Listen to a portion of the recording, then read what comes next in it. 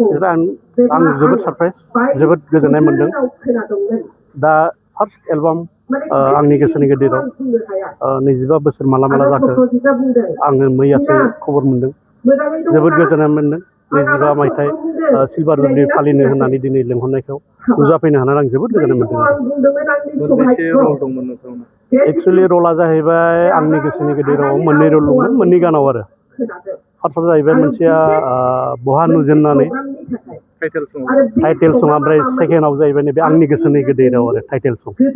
बे मोनसे एलबामाव मोननै गान खालामनाय मोनदों आरो बे समाव बेसे बैसोनिमोन नोंथाङा एक्चुअली बे बैसोआ जाहैबाय क्लास 11आव आं फरायोमोन दा बे समावथ' आरो जों माखासे सिगांनिफ्राय उन्दैनिफ्रायनो एक्चुअली आं क्लास 8निफ्रायनो मोसानो इन्टारेस्टेडमोन ओमफ्राय माखासे जोंनि बर' सावथुनाव माखासे फिचार फिल्मफोर दिरुनोमोन बे समाव आंबो मोननैसो फिचार फिल्माव साइड डान्स खालामनो मोनदों आरो ओमफ्राय साइड डान्स खालामनानै दा बे जोंहा बुंनो थाङोब्ला दा सत्रदा महेश दा आदा मदाराम बिसोरो आंनि मोसानाय एक्टिंफोरखौ नुनानै बिसोर सेलेक्सन खालामनानै नैबे एलबामाव एक्टिं खालामनो आंखौ स्कप होनाय जादों आरो आंनि गोसोनि गेजेराव नोंथांजों फाव खालामनाय फावखुंग्रि हिसाबै सोर बे आंनि गोसोनि गेजेराव टाइटेल सङा जाहैबाय लिलि बायद'मोन आरो मोनसेया जाहैबाय बहा नुजेननानै बियो सिम्पोलमोन आरो सिम्पोल जिहेतु बै समनिफ्रायनो नोंथांमोनखौ गोबां अनसायगिरिफ्रा जोबोद मोजां मोनबोदों आरो अनसायबोदों गोबाव सम नोंथाङा सावथुन मुलुगाव गेप जाबाय मा जाहोनाव गेप जानानै थादों एक्सुवेलि जाहोनाथ' जाहैबाय माखासे मानसिफ्रा मिथिबायबो आरो माखासेया मिथियाखै दासिमबो आङो 2016आव जोबोर गिदिर जाब्रबथाय जादोंमोन बे जाब्रबथायनिफ्राय सिखारनो हायै आङो 5 बोसोर बेड रेस्ट खालामदोंमोन दा बेखौ लासै लासै ट्रिटमेन्ट खालामै दा नैबेसिमहालागै आङो गसंफैनो हाफिनबाय आरो दा 100% एक्सुवेलि रिकभार जायाखै दाबो टाइम नांबावगौ एसे माखासे मेजर प्रब्लेमा जाहैबाय मोखाङाव जादोंमोन आरो बे मोखांनि माखासे साइडजों क्लिप दं फ्लेट दं नैबेबो बना जजोबदोंमोन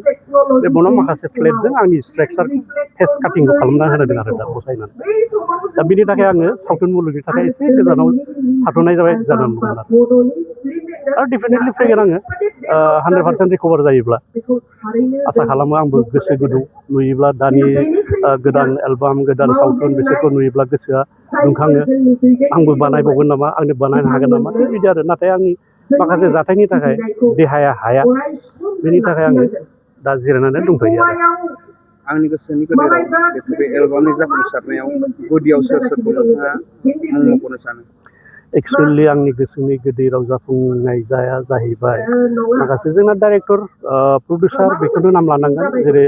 महेश दा प्रडिउसार दंमोन सत्रदा डाइरेक्टर दंमोन आदा मदाराम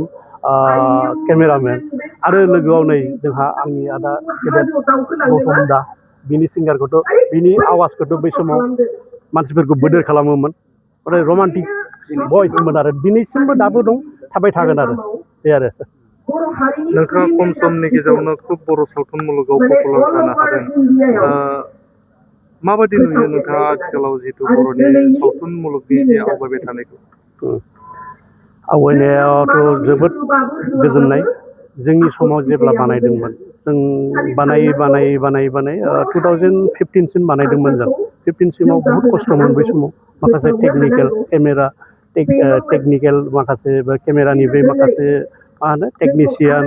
किसुमान केमेरा नाथाय दा आगोलनिख्रुइ बांसिन दा साबसिन जाबाय आरो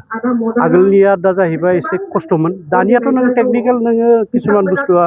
मडिफाइ आपग्रेड जाजोब्बाय आं दानिखौ जोबोद गोजोननाय मोनो मोजां मोनो आंबो गोसो जायो आंबो ओंखारफिनसै नामा थिग बिदि आरो नोंथाङा जिहेतु जे जाब्रबथायनि जाथायखौ नोंथाङा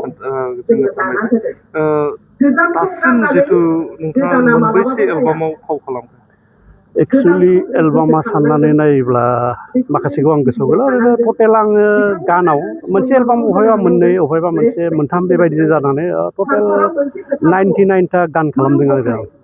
99टा सं ओमफ्राय मोनसे 100 जानो मोनसे थाबथानानै थाबाय आरो बिनि गेजेर सिगां आं एक्सिडेन्ट जाबाय आरो बेबायदि हाबाफारि लानायखौ नोंथाङा दिनैनि समाव खुब सेटिसफाइड बहुत सेटिसफाइ आं जोबोद गोजोननाय मोन्दों दिनैनि प्रग्राम बे सिलभार जुबलिखौ लानायखौ माखासे गोदान जेनेरेसनफ्राबो नेक्स्टआव जाय बानायदों बिसोराबो स्कप फैबाय मोनसे लामा फैबाय बेबायदि बानायलांबाय थानो हागोन। दिनै जों सिलभार जुबलि 25 इयार्स जालांनाय गोदै आंनि गोसोनि गोदै राव जोङो बयबो ज' जालायनानै खुंफुंनो आखायाव लादों। बे मोनसे सिलभार जुबलि खालामनाया जोंनि कालचारनि फारसे अननाय, जोंनि साफ्रोमबो टीमनि जिथु खस्थ',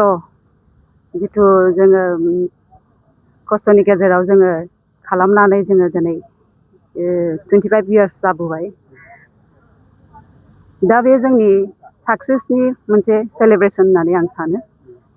जेखौ जोङो बहुद गोबावनि उनाव जोङो दिनै मोनसे गोलाव समनि उनाव जिथु सेलेब्रेसन मोनसे जायो 25 इयार्स, बे मोनसे साक्सेसनिनो सिनायथि आरो जोङो ज' बयखौबो ज' लोगो मोनलायनानै बहुद गोजोननाय मोनदों आरो जाहाथे आरो उनावबो आरो मोजांनिफ्राय मोजां गाहामनिफ्राय गाहाम फिल्म बा भिडिअसफोरखौ मिउजिक भिडिअसफोरखौ जाहाथे खालामलांबाय थानो हायो।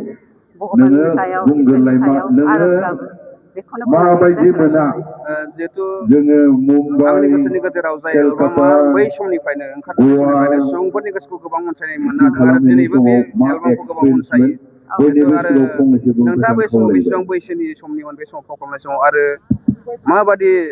बे जितु एलबामखौ खालामनाय समाव माबादि थासारिजों नोंथांमोना भुगिनाङा बेखौ एसे फोरमायनो हागोन नामा बे समनि थासारिखौ? बे टाइमाव आङो बहुद उन्दैमोन आं बहुद उन्दै समनिफ्रायनो आं एक्टिंआव दङ। आङो 16 इयार्स जेब्ला आङो बे समनिफ्रायनो आं एक्टिं लाइनाव दङ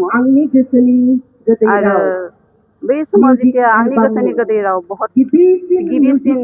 बे मोनसे मिउजिक भिडिअ, जोंहा जेबो बांद्राय एक्सपिरियेन्स गैयामोन, जोंना मोजां मेकआपबो गैयामोन, मोजां ड्रेस जोंखौ